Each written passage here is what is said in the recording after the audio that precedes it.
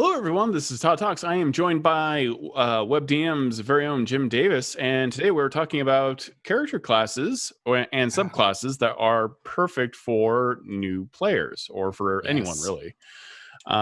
Because I know there's a lot of people who are wanting to learn to play D&D right now, and rightfully so. There are places you could go that are going to make it difficult for you.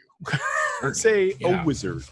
Yes, yeah. If you don't know what you're in for, you could definitely walk into a class that they're gonna have to have a conversation with your DM. Can I switch out? There's some it could be the deep end. You could find yourself in the deep end. So for sure.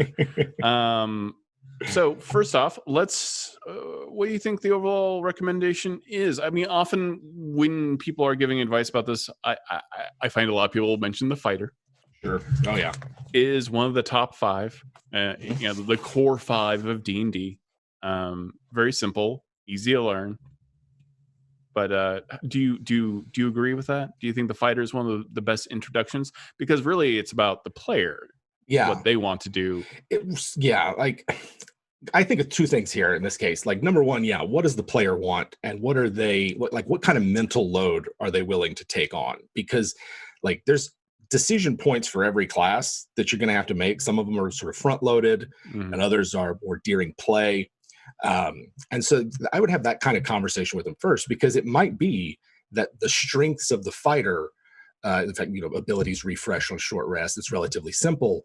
It might not be engaging enough for them, and they might get bored. Or it might be that even those decisions are to remembering to action surge, remembering to have a second wind. That's true. That might be too much. And, even going with something even simpler, I don't know, I'm not sure what that would be, but I'm sure you could think of something on the spot, is a way to sort of gauge how this response goes. Because I think if you would go online and see a million different websites telling you to play a champion fighter, when you're not a champion fighter kind of person, or it's not a champion fighter kind of campaign, then you might not have the best time playing D&D. And come on, there's so many options out there. There's got to be something that works for you. Yeah, and it depends on that campaign. That's the first question I always ask. If I'm teaching someone D&D for the first time, I'm like, what do you want to be? And then you really have to make that call of okay, well, how hard is this class? Whether they know it or not, how hard is it? Say the wizard is lots of spell slots. Lots of stuff that you have to learn. It's a very difficult, if they want to be a spellcaster, I wouldn't recommend wizard. I wouldn't recommend wizard. I wouldn't recommend druid either. Druid is very hard. You have your full spell list all the time. Yeah. You have all of the, every monster beast up into a certain CR, depending on what level you are. It's a lot for a class. And even kind of cleric, in some ways, if only because you have access to your entire spell list. Yeah. But if someone came up to me and was like, no, I really want to play a wizard because the idea of someone who does book magic is appealing to me, then it would be a case of all right, well, let's step back from the rules. What about it appeals to you? Is there a way to get the character concept without the class? Right. Can we play a sage bard or something else?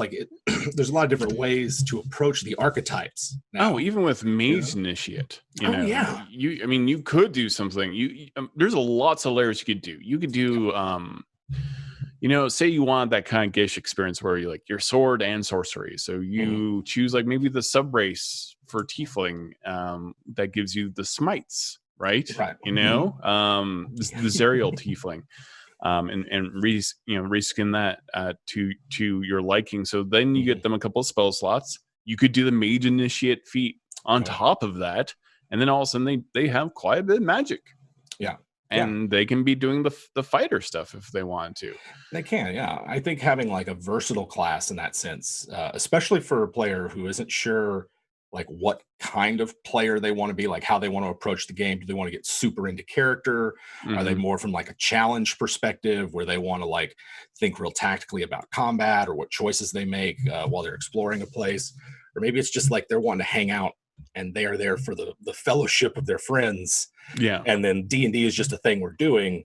All of those are different play perspectives. And as the DM, they're all different things I'm going to do in that first session to introduce the player to the game. Because talking about the player side, but the dungeon master has so much they can do in that first session Yeah. to help guide a player through this process and get them a character they're ready to play. Absolutely. And it's something that you find in video game design. I don't know if anyone out there right now does video game design, but you will typically, there's a wonderful example of this in, say, Indie Game the Movie, which is an old reference. But when you're designing levels in a video game, you often introduce a mechanic or something that you need to learn to function in this game. Say it's jumping, right? Okay, this is the part where you jump. Well, later on, you're going to reintroduce that, but without holding their hand, like the concept of double jumping and so forth and so on. And dungeon masters who are good at educating new players will not only focus on the plot line, but also focus on the situation in the encounter to help teach your players their class. If you're not doing that, I probably should write a whole book just on how to design adventures for teaching D&D, because that's certainly it's a very different thing. And I think it's very helpful for lots of people. Like encounters based off, okay, maybe I want to play a warlock. Well, here are great encounters for playing a warlock. Right.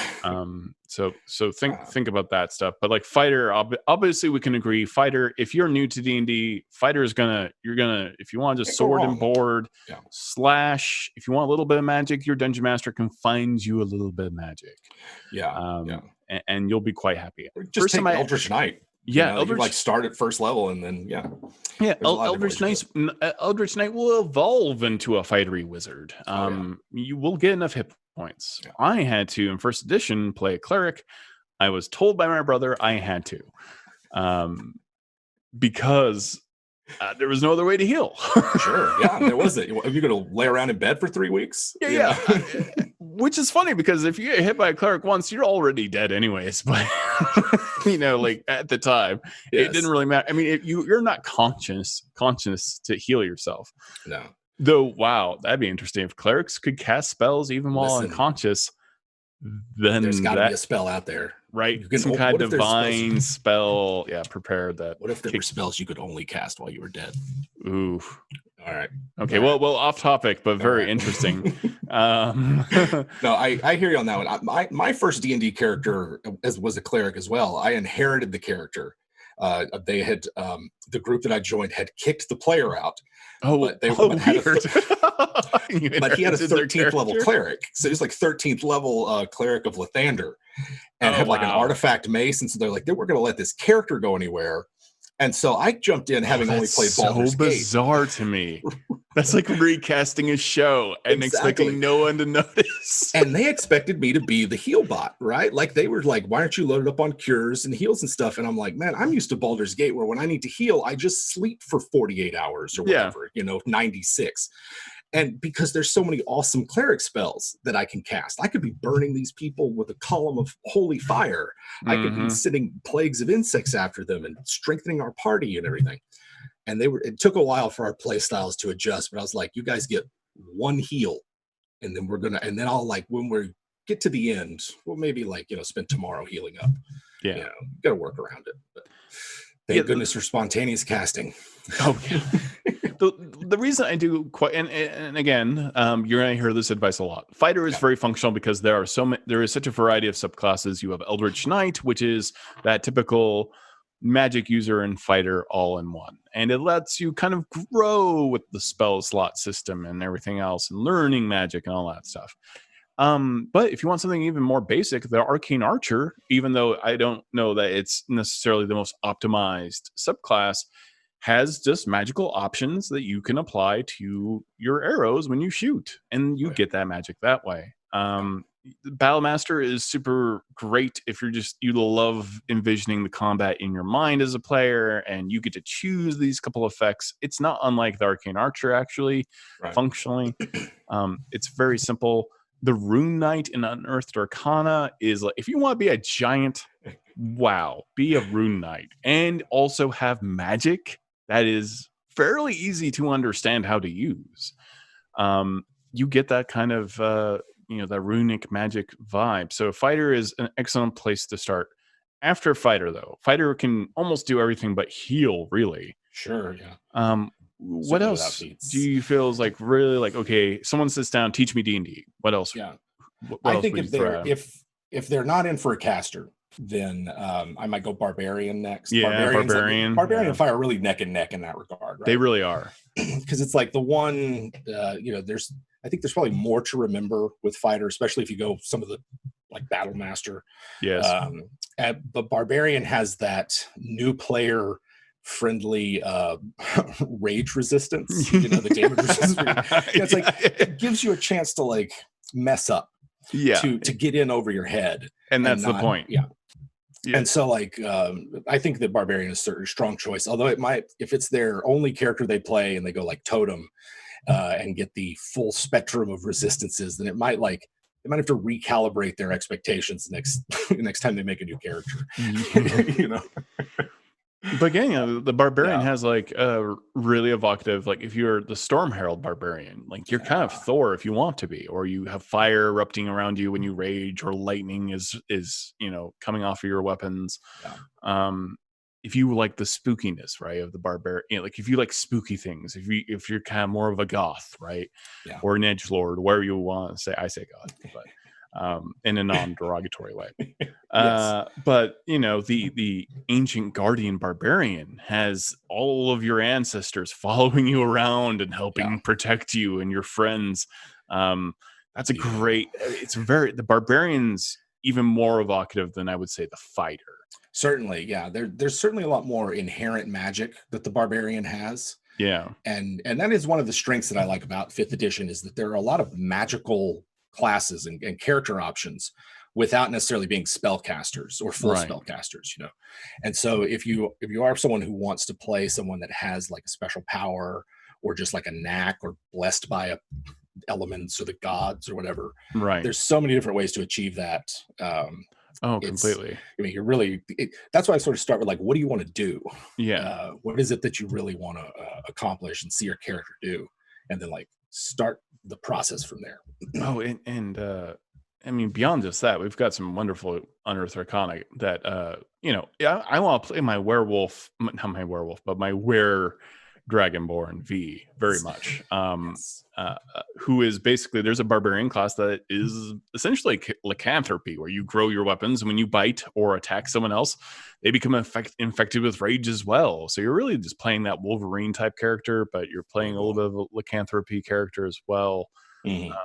I strongly recommend that. There's now a radioactive Barbarian who has been suffused with the energy of the Feywild, and when they run around, just random crap happens. And also, they've got bonus spell slots to hand out to people, like Hulk handing out tacos to Ant-Man.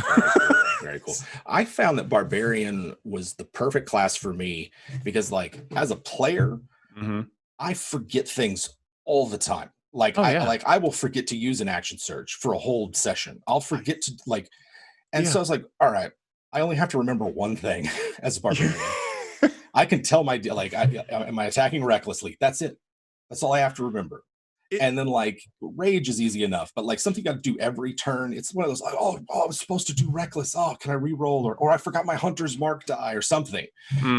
I found that Barbarian appeals to me because I am very distractible. I do get distracted between turns, right? Like, and I don't want to get to my turn and be like, all right, let me look up this spell. I attack the guy. Who's the big guy? I'll attack them. Like, and I found it suits my play style much really nicely. Yeah, and if you're in chat right now and you're wondering like, how do I start playing D&D? Boy, I gotta remind you, I just started playing again in D&D, not dungeon mastering. Playing in Silver and Steel with my wife, and I somehow forgot a number of things. Number one, I forgot that I get 3 darts with magic missile, which is like, how? Right. After 30 years, did I get 1? Now we got 3? But I shot off 1. It's amazing because if you're a dungeon master, you're so used to like, I have to remember everything, and you have to be the CPU. But when that guard goes down, oh man, I screwed up. That first game, I must have messed up the rules like 3 or 4 times. It was embarrassing. Yeah. It wasn't embarrassing because that's how it goes. So Barbarian is fantastic. It's really fun. We all know Barbarians. Vikings storming down, being, just being very unwise. It's a fun kind of thing to play. Now, if they do want to play a spellcaster, or something in the little bit. What's the most survivable class, do you think, for even playing one-on-one? Paladin's kind of in that zone, right? Paladin's strong contender for survivable. Right. I mean, you got a lot of things you can do. Yeah. Well, that's true. You can cover all of like the bare minimum basics. You don't really have a strong ranged attack, but there's ways to compensate for that.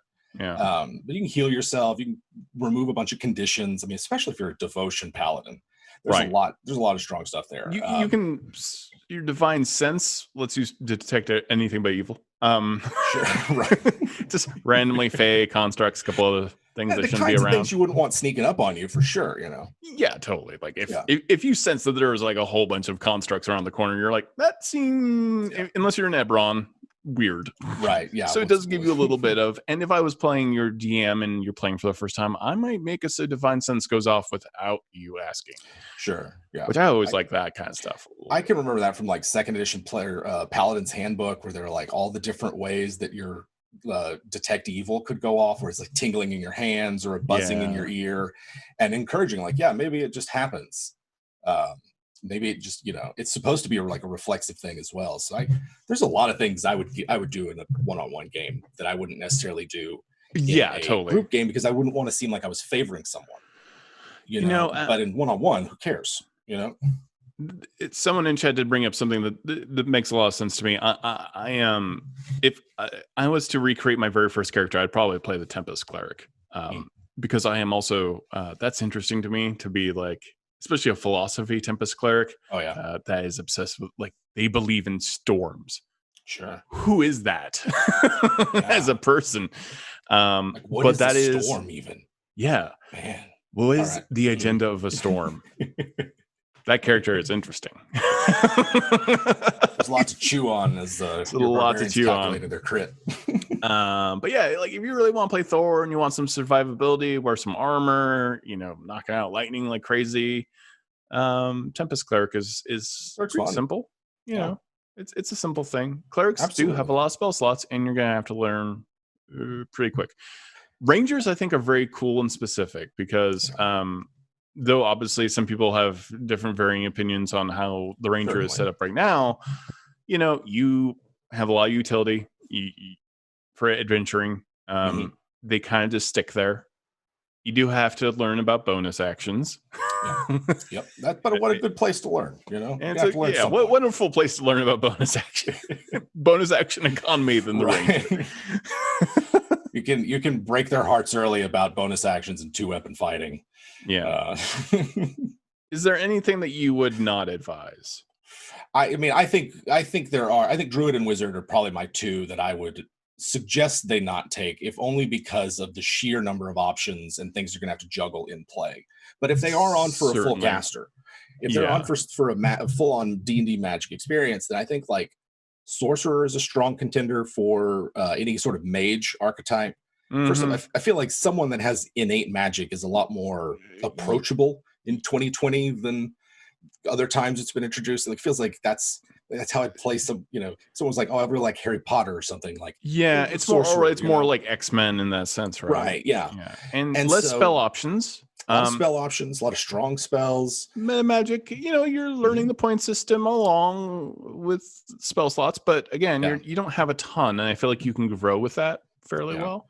Usually sorcerers have some sort of built-in defensive, either their AC is a little higher or it's something. A lot of them fly eventually. They are a little bit tougher. A lot of them weirdly fly. Sorcerers are also good because it has what we call in D&D spontaneous spellcasting. That means, unlike the wizard or the cleric, you don't have to like wake up, decide what kind of day you think you're going to have, right? Just have your spells. What's the difference between the spells I know and the spells I can actually cast today? And it can get a little frustrating and confusing. Sorcerers are just like, okay, these are the spells I know, and I can cast them whenever I want to. Yeah. I think similar with like Bard. I think Bard is a fun choice for a first player because it does have a lot to offer, and it's also like not necessarily going to be up in the action all the time. Yeah. So there's less pressure in combat to do the right thing, to be in the right place. You can kind of hang back and go like, well, what do you guys need this round? Yeah, that's You know, true. Like should there I? is Yeah, you're not necessarily as front and center as the bard is. You're not. Like if yeah, it's going to be an encounter, and obviously it's suffused with role playing, right? Like if you sure. want to be the face person who's like focused on skills and being charming and playing a lute and following around Gerald to Rivia and being generally annoying and lovely all at the same time, that's something you can kind of like grab onto really quick. Mhm. Um, I play the face when I'm a barbarian, by the way. yeah, Doesn't yeah. matter what my charisma is. I play the face no matter what I'm playing. Right. That's how cool I am, everybody. I would not Yeah, recommend artificers. Artificers are a no. lot. Yeah. There are a lot. You got spell slots, you got infusions. Your dungeon master may not even understand them. I love playing mine. Right. It's the armorer. It's very simple. It's a tank. Yeah. So I'm playing probably the most basic of the bunch, but Artificer is definitely like, okay, I've been playing D&D a while. I'm ready for things to get a little weird. I sit on the fence. I sort of feel the same way about Artificer. I sit on the fence about Warlock though, because on the one hand, I find like as a part of character creation, there's a lot more you have to juggle and think about. There is a lot more. Consider. Yeah. And like the difference between what are my spells, what are my invocations. Absolutely. Some of them can be used in, at will. Some of them have one, limited use. Now like that might be challenging, but in play, it's like you get 2 spells. They refresh every time you take a nap. Like, that seems way easier than most spellcasters. It would be interesting, like, if someone wanted to play a spellcaster, and specifically to D&D Beyond and Warlocks, is Warlocks have this interesting thing with spells. Like you can upcast your spells to be more powerful. Warlocks are a weird spellcasting phenomenon where you don't get the choice. You're always casting as powerful as you possibly can. Yeah. You don't have a lot of spell slots to cast. You get them back on a short rest, which means you get your spell slots back faster than other people if you get 10 minutes to chill out. But you definitely can run out of things to do pretty quick. Now you have invocations, which is like basically choosing your mutant powers, right? Like if you want to be able to change your face 24/7, or you want to have a more powerful Eldritch Blast, you can make Warlocks very simple and survivable also if you're using like the Celestial Warlock, right? Like I think that's pretty great. And narratively, it's fun because you can do a lot with that.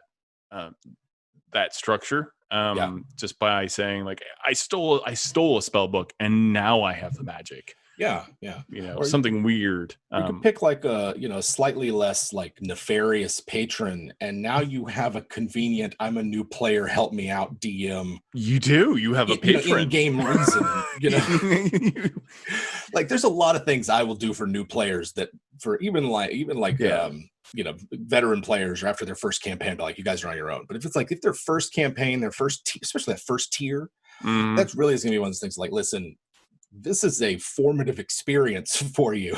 I would like for you to keep playing this game after these few sessions. Like I'm willing to sort of break some of my rules in the interest of like easing someone into the game and letting them choose the pace at which they consume the material, whether there's going to be, I'm here for my friends and the experience, and I'm not going to like obsess over this later. That's fine. Or, I'm going to DM next week, kind of players. I've met them and they're just, God love them. They are some incredible DMs. Now, I what's interesting about D&D is when you look at the structure of a lot of video games, I think a lot of people have a very, very heavy background in video games by now, typically. Sure. You have your kind of like your abilities. You know that you have a certain set of abilities, typically like playing League of Legends or if you're playing World of Warcraft or Elder Scrolls Online or Dragon Age, you know that you have these things that you can do. And almost all the classes and subclasses in D&D are structured very similarly. You just level up, and then you have more cool things you can do. And you have you do a thing called a long rest, which is basically, waiting for your action bar to like refresh. If you want to think about it that way. But yeah, anytime you add spellcasting into that mix, it's going to get a little bit more complex. Thief, however, is something that is one of the most powerful classes in D&D easily. You got your damage. You can sneak around anywhere. People love roguish archetypes. Yes. How do you feel about that? Because it's a very tactical class. Yeah. I think this is one of those things that like, and usually how I introduce a new player is like, we don't make characters or anything like that till I've explained the basic rules of the game using like a sample character sheet, certainly. And so it's like, if they're having difficulty getting the difference between ability modifier, ability score, and like proficiency, then I might not steer them towards a proficiency heavy class like Rogue. But if they can sort of see like, oh yeah, I have the 2 and this 3 over here, this is where the 5 comes from. Like if they get that, then the door's wide open. And I think there's just some players, because it's like so new, especially because the character sheets look like you're filling out an IRS form. Oh like, yeah. It's so weird, right? To think, like, we don't think about it, but a character sheet is just a weird thing. Yeah. Right. Sorry. Never mind. I just unemployment form. It's like one of those things. If they seem like that's going to be a hurdle for them, that's going to take a few sessions to get used to, right? Then I might like not recommend a proficiency heavy class like Rogue, but I think Rogue's a great starter because they got so many get out of jail cards. They really you know do. What I mean? Like, that's a good point. Like if things go wrong, I can sneak away. I can decide, no, you didn't hit me after all. Thanks. I take half damage from that, or I'm going to use my bonus action to go over here and do this thing instead. Or there's a lot of different. You got sneak attack. You're doing your damage. And you get that. You get that archetype. Mechanically, you can go Arcane Trickster if you wanted to get some spells. You want to get a little bit more complicated. Arcane Trickster is super fun, and everyone gets telekinesis, and that is something that's interesting about the Arcane Trickster. Is if, you've played a Jedi, you got a little bit of that Jedi stuff going on. Yeah. I'm sorry. I just saw our community manager talking smack. The worst is just Todd saying the best. Paladin's certainly great. Monk, how do we feel about Monk for a new player? Because I feel like that suffers from much that you see in the Rogue, and then adds a little bit of the Sorcerer on top of it. Right? Yeah, key points now. Yeah, you got to track those. You really got to be down on your bonus action, how it works with the extra attack feature, all these kind of things, right? Yeah. So Monk is kind of one of those that I've seen a lot of new players get in over their head with, because they think like martial arts movie and these people never get touched, and I'm going to glide through whatever danger there is, and then they meet the reality of the fact that like D&D is this balance of the classes working in conjunction with each other, right? And like the monk, if they're the only one mixing it up in melee, they're gonna have a tough time. Or if they get out on their own and it's not a situation that they're like specialized in, that could be tough for them. Shadow Monk. Okay, now you've basically replaced spell slots with key points, with a point-based system, which I would love to go to actually. I certainly feel like the points. I certainly know that the point system in the DMG is actually quite flawed, and I don't necessarily recommend using it. I would like, however, to see a point system at some point in the future. But not a fan of third edition's refresh system, where each individual spell has its own cooldown. Wow. Okay. Yeah. I forgot about that. I mean, if we got an app for it, I guess. Exactly. And you count narrative as time. You're just watching the clock, like playing with the Dungeon Master, waiting for real time to come around. Interesting concept, certainly. So Monk's pretty hard. I wouldn't recommend that. A lot of Ranger stuff is really great. Gloomstalker Ranger is really fun. Yeah. Ranger has that like monster slayers there, right? Like if I was a new player and I saw that, I'd be like, well, we fighting monsters, right? Like yeah. And those are the cases where I'm starting out with any other choice they have to make. Like, what do you want to do? Let's not look at the spell. Don't even look at the chapter on spells. Like I might even start with like, what do you want to do? But just say, here are 3 things this class is good at in terms of its magic, right? So if it's sorcerer, it'd be like, blasting type magic. It's easy to understand, big gouts of fire and things like that. Or with ranger, it might be, this is magic that's like, lets you track people. This is magic that lets you really interact with animals. Like putting it on those terms, and then like letting them learn what their spells do through like the play. You Yeah, know, yeah, and have also them, trial and error. I mean, that's you're not trial gonna and error. like. We're not trying to recommend like. We're just trying not to overwhelm in this video right Yeah, now. Yeah, yes, like, entirely. Yeah, and you will get overwhelmed.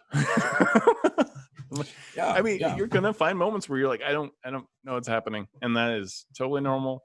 Happens all the time. Yeah. Happens to me, and I've been playing the game for 30 years. Yeah, it's a You lot will to remember. and you got people. You got dungeon master. Dungeon master should be helping you. It's not dungeon master versus the player. We do have the blood hunter on D&D Beyond. I wouldn't necessarily recommend them. They're complex for me. They're definitely what I would call advanced tier. Like I would say artificer is advanced tier play. Blood hunter is as well. Like if you love D&D and you've been playing it forever, these are great places for you to expand and come up with very different character concepts. The ranger fills this role in multiple ways. If you're looking to be the witcher, literally choose the monster hunter. You know, in D&D, very solid.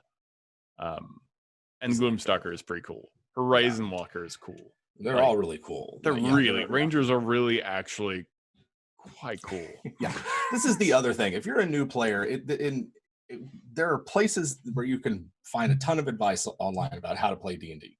One of those places is, even in fact, WebDM. You might have seen something on YouTube, a place called WebDM, but there are also a lot of places you can go where it's a lot of people talking about very minute, just like the most minutia of all minutia, right? Trivial things, and yet elevating it to the point where it's like, how dare they print this in a book, kind of thing. It's okay. You don't have to pay attention to that. You can play really whatever you want. Of any edition of D&D, this is the friendliest one to get into. Absolutely, in terms of like being able to make a character that just is terrible. It's not like that. It's not third edition in that sense. Yeah, it's one where you really can just make whatever you feel like playing. And if you have a DM who's willing to work with you and get you into it, then there's no way to make a mistake. No, and you shouldn't have a DM that makes you feel that way. And, and I've made that mistake. I certainly started teaching my wife a year ago how to play D&D, and again, I bring this up a lot. Spell slots. I kept on trying to explain. Well, you've got so 2 spells, but you've got this many first level spells that you can cast, and this many second level spells. You have 1 second level spell, and you're just seeing like 2. You've got 2 ones, and you've got 3. And you got 3 ones and a 1, 2, and you're saying out loud, and you do have to see like the reflection of yourself in someone's eyes as a dungeon master and realize, ooh, this is really rough. Well, and to absorb very quickly. Some people are different learners, right? Some people are visual learners. Some people are audible learners. Some people need to learn by moving. They're like literally they won't remember unless you let them move and walk around. Right. So like there's some people where they see numbers and it just that extra step of having it's too much for me. It's too much. Yeah. I don't know that I could learn. I don't know how. It might take me a whole year to learn like wizard, honestly. Because I have trouble. Like I have I don't know what you call it, but it's very specifically like I see all those numbers and you're telling me this spell slot and what I know and what I don't know, and that is so complex. Sure. Compared to a video game, and if I was a new player to D&D, it would. It's just not how my brain is wired. I could not learn that type of system very quickly. Sure. And I think that in some ways, like learning how to present the information that's on your character sheet to a new player. So like converting the spell slots into a visual, right? Like even if it's using like colored cards or something like that. All the yellow cards are your first level spells. All the green are second, something like that. Oh yeah, absolutely. I mean, D&D Beyond. Maybe we should get on that. Make some character sheets that have things color coded like that. Would be pretty cool. And like just anything like color coded, a symbol, something that like lets them know. And so if they want to go out and say buy a bunch of glass beads or marbles or something that they just keep with them, or there's all these different ways that you can present it. I usually go with the menu option, which is that this is your menu of spells you can order from this section this many times, and just let it present them in a way that maybe they can relate to, especially like if they have no grounding in tabletop RPGs or even just RPGs as an entertainment. genre. You would really want to just be like, yeah, this is just a thing that lets you have some fun powers without it being overwhelming. Don't try to make sense of this slots per day thing. Just accept it as a game mechanic and understand it like this is how many of these you can do, this is how many of these, and whatever we need to do to figure that out, whether it's a visual or you just asking me for a while because that's what you need to do, like that's fine. People in chat are wondering what kind of learning difficulty I have. I'm weirdly text blind. I'll be completely honest. I have to read something 3 or 4 times to completely absorb stuff. However, I will then remember the shape of the paragraph when I read it 20 years later. So I have a weirdly photographic memory for things that are visual. This is why I learn by playing D&D. I learn rapidly. I have trouble just reading it. It's very intimidating. If you open up the player's handbook and you see all these spell slots and stuff, that's not something I can do. If you make me do it, I'm going to learn it. And if you make me watch it, I'm going to learn it very quickly. I don't forget anything that I've ever seen as an experience. And that's where your dungeon master and the rest of your players come in, helping you teach these new classes. That's a really good point. And one of the things, like in all the times that I've introduced a new player to D&D, whether this was their one and only time or they were long-term members of the group, like the biggest hurdle I've seen is the other players at the table. Because they all have their own experience of the game. They all have their own individual experience. And because they're eager to share something, they very often like over-explain things, present too many options. Totally. I do that all the time too. Right. They don't let the player just sit, and think. They're just bombarding them. So this is one of those things where if I've got a new player, I might just go, other players, you guys do your thing. We're going to be here for a minute. Cut it out. I am going to be the designated teacher. Unless there's somebody in your group who's like newbie friendly, but for character creation, this is a one-on-one thing, not a group participation. It does help, I find, to think of things that you love. If you're right now thinking about playing D&D, and I gotta tell you, these things change super fast. What you think you want to play may not be remotely what you're going to play. Your character evolves with you, and also what you enjoy doing will evolve quite rapidly in D&D, I find. It always helps to think of archetypes, like, okay, I like playing Magneto, or I really like Final Fantasy. How do I make this happen for myself in D&D? How do I become Cloud? Or maybe I love Animal Crossing. Well, I mean, okay. We'll find, the DM will make a way for that. Find a way to make that work. And no joke, like I'm playing in Silver and Steel with my wife right now, and Obo Crazy, who's in the chat at this moment, and she is literally an artificer who cooks, and that's how she casts spells primarily, with a lot of butter apparently. And that's the flavor that she enjoys. and that sounds great. Your dungeon master will help you get to the place that you will enjoy the most. And if they don't, that's a red flag. That's a red flag. That's a red flag, because the game is intimidating. There's a lot here. There's like a bunch of rule books. It's full of stuff. Like, how many people even read the rules to Monopoly before they start playing? Right? Like, a lot of people just pick it up and start. When's the last time you bought any electronic item and read the the guidebook and watch other dungeons, like, for web-based shows like Beyond Heroes and Silver and Steel, you don't see us looking through D&D Beyond sometimes at the rules and stuff, because we're trying to figure things out. But like, a great example is Matthew Mercer, who's been running D&D forever as well, and you will see him just grab that player's handbook, and just find it, because he doesn't remember. He doesn't remember what the save is. You're never going to remember what the falling rules are. It will. Yes, chat. I am scared of Animal Crossing. I do own it, and I felt that maybe I was being. I don't want to say I was joining a cult. I'm not quite sure, but there's something about Animal Crossing I'm not 100% on. I couldn't even keep one of those like pocket pets, the Tamagotchi, whatever, alive. I Yeah, don't there's a even lot go of anywhere turnips near any involved. kind I of thing think like I know Animal Crossing has. I feel like there's a lot of weirdness there. So I'll let you know more about Animal that. Crossing later. I don't know how to make an Animal Crossing character quite yet, but I'll figure it out. Well, let's Maybe make an it's Animal the Crossing D&D setting next time. yeah. I think everyone's asking for that right now. Right. If you love Animal Crossing, you are going to love Rise of Tiamat. I don't know. Just making it. Don't listen to me. Don't listen to Todd. Yeah. So, but so my I guess our kind of overview of all of this right now is okay. Fighter can do about just about anything a little bit. Mm-hmm. You get more feats as fighter. Yep. So you're getting a little bit tougher, or you can choose like a bunch of magic initiate feats. Can you imagine a fighter that chose like every magic initiate feat just because? This is like a Pruitt idea. Yeah. I've heard this one before. Or B. Dave Walters' idea. I know some people were asking in chat about multi-classing. How do you feel about multi-classing? Because you would need something. I have to say it has to be D&D Beyond or something else that can do the math for you. That's a lot. Yeah. I mean, the big thing is like I don't know.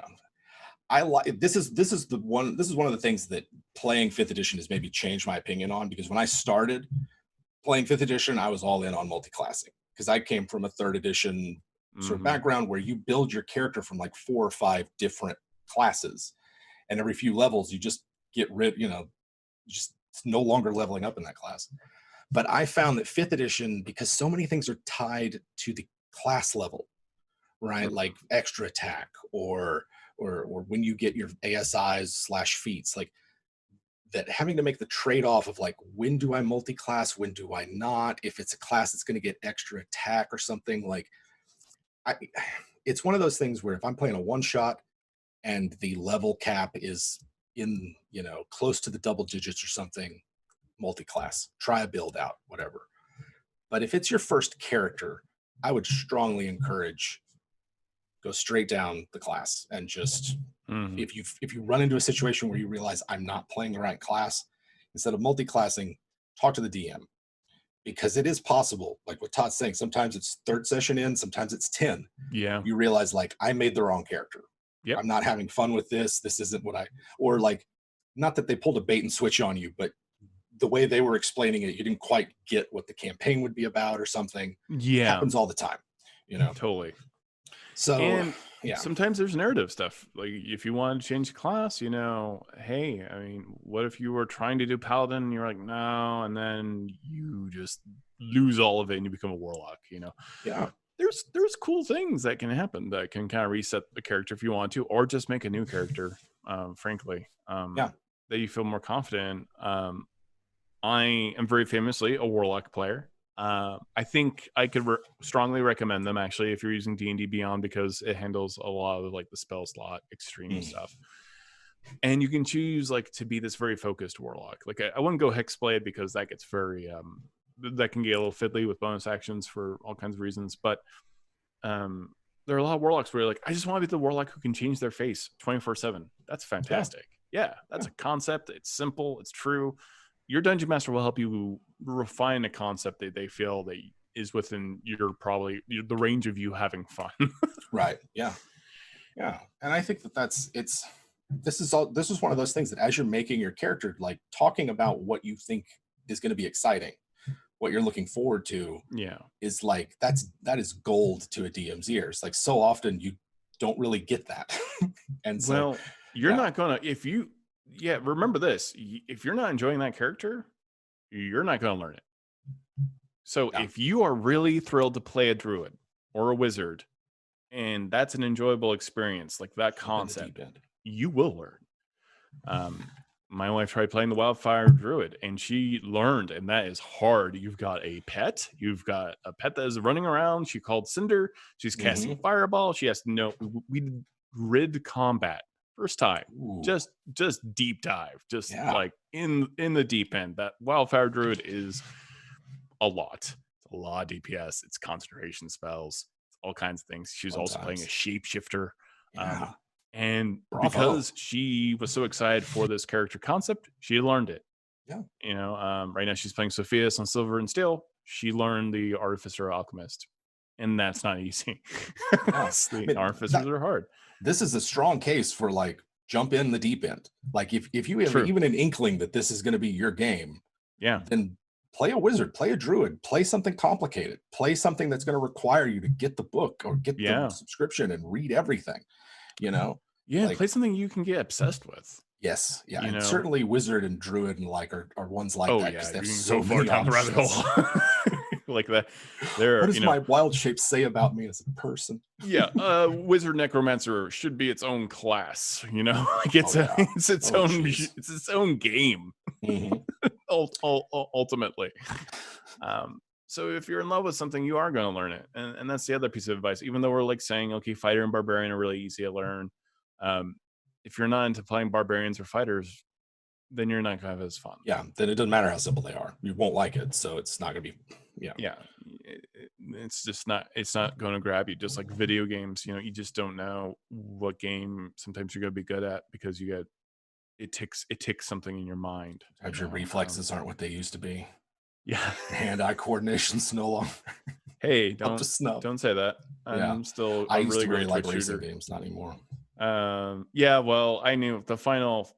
Yeah, what's the last one? Not Anthem. It's a little loop-based shooter. It's another one of those. Oh yeah. And I got my butt whooped. I tried for a full week. It was very disappointing. I also hate looting, by the way. Hate looting so much. Stop making games where I have to loot. Really? Apex Legends. Thank you very much, chat. Yeah, nice. Apex Legends. I used to play Unreal Tournament, Quake Arena. I used to play like the pinnacle of wow. You have to be like just jacked up on caffeine to be good at this game and have like hyper reflexes. And those days are over. I also used direct television. Not a low pressure stakes game. Right. Directing live TV 5 times a day, and I don't know that I have it in me anymore. So it does take a lot out of you. Yeah, especially technical directing where you're actually using the Death Star, you know, entire technical. It's actually a TD board from a TV show. Yeah. That's awesome. That's how they're destroying planets in Star Wars, by the way, that are fading to black, quite literally. Yeah, that's apparently what destroys Alderaan. I love it. So we got far off. What's your favorite basic class right now for you? I'm curious, just for you personally, because I do kind of I feel like I'm starting to pare down to simpler and simpler classes. I'm focusing on role play. Yeah, I am really feeling fighters right now. Really? Yeah. Okay. Well, so I did this thing recently where I have a collection of the original D&D books, 1974, the 3 of them, and I was like, I want to see what this is like. And I read through all of them, made some notes. Right. It's like, well, I would not sure I would have gotten into this in 74. Right. Just because how complicated it is. But there's a simplicity to the fighter there that's just like I love, where it's like this is just a person. They don't have magic. The gods don't favor them. Yeah, they're just a nobody who is going to wrap their way up, and that appeals to me. I love Mad Mardigan from Willow. Oh yeah, Mad Mardigan. Oh boy, I mean, I had issues with it growing up as a kid because I was such a Lord of the Rings fan and is such a rip of Lord of the Rings. Sure. However, Willow is an amazing film, still amazing to this day. Mad Mardigan is fantastic and like the pinnacle of fighter. Yes. I don't know that anyone's played. Oh man, no one has, because Geralt is really the ranger, right? So Mad Mardigan is the fighter. Yeah, I would. Yeah, I'm not sure if somebody came up to me and like they love The Witcher, the game or the series or something. I'd be like, Ranger, let's do that. Yeah, Ranger, monster slayer, yeah, for sure. Yeah, but like just somebody who gets by with like dumb luck. Some kind of, just like I survive because I just keep trying. Yeah. And that's just, so fun. You know what I mean? Like that's how I got here. I just kept, I never stopped, It's very interesting. Especially a charismatic fighter. Yeah, charismatic fighter is really cool. I love what I've done with the character that I actually do play quite a lot of different characters, but I don't publicly necessarily. So I play Avern as my main, and he got to this point where I didn't very much enjoy him because that's a strong word. he's an NPC that is eventually essentially the trickster god, a trickster god. And what is fun now is I made sure he has zero magic, no magic. I mean, he has magic through being an artificer, so that means he's using magical items to supplement the fact that all of his magic was either given away or taken from him. That's really And making that character have nothing is so fun. It makes the character fun again. It makes it enjoyable, and it makes the world mysterious. I even took away the fact he was a half elf, because now he's just a human who is trying to find things or build things to make him special in that Iron Man kind of way. Yeah. In a world full of Doctor Strange and Scarlet Witch and dragons and elves that live for 1,000 years, he's just this person doing his best. just a guy. And that makes D&D mysterious again, right? Yeah. Like Lord of the Rings is a fun book because hobbits are seeing all of this just craziness. Farscape is a great show because I'm just a human. Yeah, that's a really good point, because like in a lot of ways, like I love the Mos Eisley Cantina effect that modern D&D has, where it's like there's dragon people, we got the lizard people, we got two kinds of lizard people, we got cat people, we got 12 tieflings, we got 12 demony people. Right, it's great. Like I love it because there's the options. I just like the fact that it's got a lot of options. Yeah, but from like a world building perspective, that's a challenge. But never Aarakocra. Right. Never Aarakocra. Wounds. I have. Oh no. Aarakocra Archer. We got two bird people. Yes, that's true. Only one of them cat flies. And just like from a world building perspective, it can be difficult. But like from a player perspective, if you're coming at this, not realizing there's going to be this many, then it could be one of those things where it like jumps the shark and goes, it's too much. And like we've blown past fantasy into like some sort of gonzo oddball kind of thing, where introducing those fantastic elements little by little can have a really powerful effect. I like this idea of creating characters that need to like strive and really work for something. I usually do it with equipment, where it's like I'll start with equipment that's not optimal for my class, like a barbarian with a dagger. Just to be that's scary. I don't like that at all. I don't want like just a ripped barbarian running around just like a rusty knife. I just escaped. I didn't have time to get a great axe. So things like that. And the wizard's journey is quite fun, I think. I'm kind of burnt out on magic, but the wizard journey of having to I think the wizard is best played, personally, this is my opinion, when you have to find those spell books. Ooh, that journey is cool, because you're not just getting to know these spells. You're not going, you can play it so you're not checking off the box of I know this spell and because I just do. No, you find it somewhere in a dungeon. You find a dead wizard who didn't make it. There was an experiment that went wrong, and you found the spell Fireball for the first time. And now you're spending money to learn it and to scribe it into your spell book. There's something very fun about that. And that's one of those things where it's like, if I know that there's a player who's super into that, then we are going to do something special with spell books. Like we're going to do something where there's like famous ones and famous spells that are only found in those and things like that, just to make acquiring that spell so much the sweeter. Because it's like, oh my God, I found that guy's spell book. One that invented those spells. Right, or she's got spells nobody's heard of in 1,000 years. Spells that you're like, oh man, I know I have this in my spell book, but I don't know what. It's gonna be a while till I get there. Yeah, there's a lot of built-in adventure to the wizard, where it's like it doesn't not look like it on the surface, but if you put like fame, especially if you're in a low magic world, people start noticing when you're like dropping down fireballs and lightning bolts and stuff. Like, as well, they should. They should notice you. Never put wizard in the corner. Ever. I think I will check chat really quick, but we're almost done here. We've been taking questions secretly. Best equipment for a new player. That's a conversation between you and your DM. There are a lot of adventuring packs that you can choose that will automatically give you like torches and flint. Don't forget to be sensible. And equipment is something we didn't talk about here, but have something that can start a fire. Have rope. Again, Lord of the Rings, rope, big deal. 10-foot pole. Ball bearings, chalk. Yeah, chalk is a really good. Marbles, chalk's huge. Marbles, flour dust, food, torches. Right. These raw are meat. And you can get really interesting with stuff if you start buying poison as a fighter, and or like, which is difficult. Usually you need a poisoner's kit as a DM because poison gets weird. But like, equipment. Don't forget that equipment can be just as good as your proficiencies. Like, you being smart about what you have on you isn't, that's also like right when I first started playing D&D. Oh my god, I was obsessed with like, okay, I have 5 torches and my encumbrances. I have this much. This is how much I can carry. What do I carry? What do I have in my backpack? That was part of the fun. Yeah.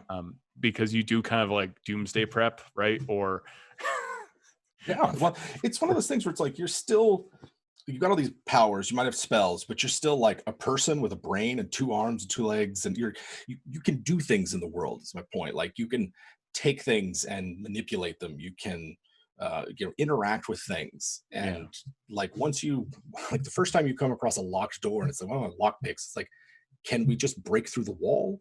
Can we break it down? Can we take it off its hinges? Like, those are the kinds of things that, it's one of the reasons why I do traps a lot differently than some people. Like, actually tell people there's a trap there so they can interact with it. Like the fighter wedges their sword in the door, and then the door, you break it off the hinges, but then you have no sword. They got no sword, or maybe the person on the other side has heard you, but you can still like interact with things. And the equipment list is I think underused a lot of times. You don't really remember it, but it's there to like give you tools to interact with the world. And that's really a reminder that exactly. It's a reminder that this is a very real world in your minds. And it's not all spell slots. It's not all abilities you're waiting for. It's not your ability, your ASI at level 4. This is theater of the mind, or it can be pure combat. But either way, this is your story. Figure out what you love. You will learn it. Give yourself time. And everyone else, give them time too. And you will have a really good. And use D&D Beyond. Make it easy on them. Come on. It makes it easy on you. All right. Well, that's the end of their show. I believe we had a final question I thought was kind of interesting. Oh yeah. How can I encourage new players to build a backstory? Ask them questions. Ask them what they love. And I've yet to see a player who hasn't come up with like really cool backstories. Everyone's got a story inside of them, if not like 1,000. So especially if, like, you can work it into that first adventure at like key mode. Like, okay, you're about to come across this thing. Maybe your character knows something about it, or invite them to participate is a good way to do it. Yeah, absolutely. Invite, ask your player questions. There's always those questions in Xanathars as well. And also, you should be, we have lots of wonderful articles on D&D Beyond that are all extremely educational for learning how to play D&D, how to play D&D online. We have free encounters that you can play adventures with. If you're looking for like a really quick, fun adventure, we've got plenty of those on D&D Beyond for free, written by James Hake, who is a fantastic writer. And we've also got tons of video interviews about all of these subclasses with the actual creators at Wizards of the Coast, D&D. We've got big lore deep dive videos. We've got interviews with Matthew Mercer and other streamers. We have tons of content that can help you really dig into all of these ideas. If you search D&D Beyond in a class, you're probably going to find one of our videos. So, and also WebDM, if you want really excellent deep dives into all these concepts, it's a show I watch all week long, basically, because I don't know. I just like hearing Jim Davis talk. I guess it's just nothing weird. It's just very relaxing to hear, like, these deep dives into necromancy and the efficacy of those things. They'll talk about all kinds of different classes and character concepts. WebDM is a great show. They have a wonderful Patreon as well. Be sure to check those out. Did I miss anything? I don't mean to speak. That's it. Yeah, I think that's all of it. Yeah, that's it.